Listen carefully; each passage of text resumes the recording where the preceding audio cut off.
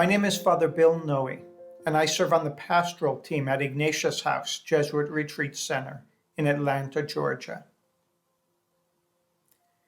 In the letter to the Philippians, written from prison, Paul shares his joy and gratitude to God for the people's freely chosen partnership for the gospel. Joy and gratitude both at the Father's generous invitation and the people's generous response. The fact that it is God who calls gives Paul great confidence, even in the face of the difficulties he and they encounter. Through his own suffering with Jesus, Paul grows in both likeness to and knowledge of Christ, and he asks the same grace of the Father for the Philippians and for us.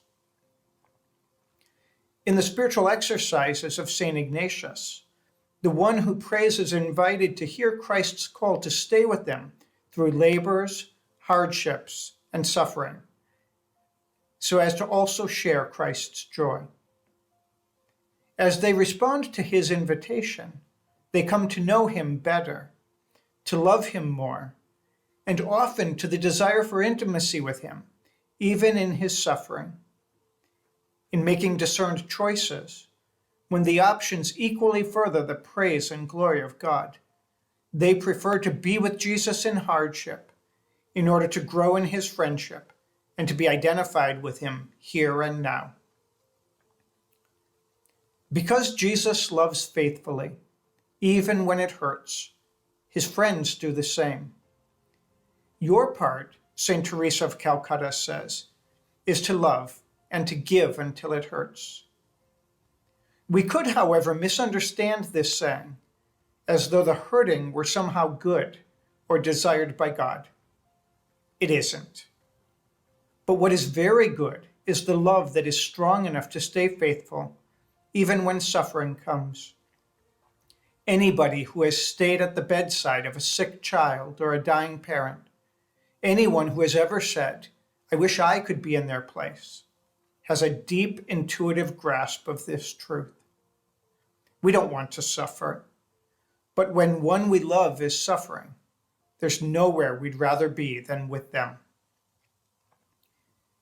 In Ignatius's contemplation on the Incarnation, one is invited to ponder the Holy Trinity gazing over the face of creation, feeling compassion for all the suffering within it. And one is invited to hear God's eternal word, "There's nowhere I'd rather be." God enters in to ease the suffering that's there, and our part is to do the same, to be active partners for the gospel.